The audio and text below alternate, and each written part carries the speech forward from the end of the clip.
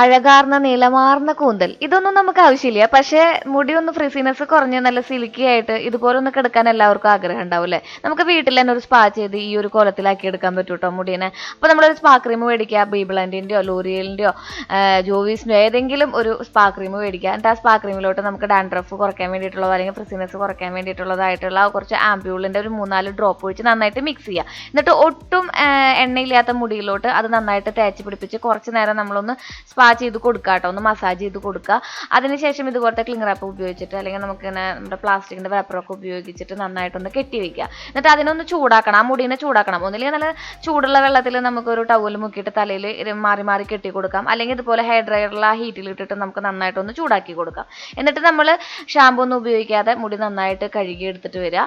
അതിനുശേഷം ഇത് നന്നായിട്ടൊന്ന് ഡ്രൈ ആക്കി കൊടുക്കുക. അതിനുശേഷം ഒന്ന് പകുതി ഡ്രൈ ആകുമ്പോൾ നമുക്ക് ഏതെങ്കിലും ഒരു സിറം ഉപയോഗിച്ചിട്ടുണ്ടെങ്കിൽ നല്ല സിൽക്കി ആയിട്ടുള്ള ഹെയർ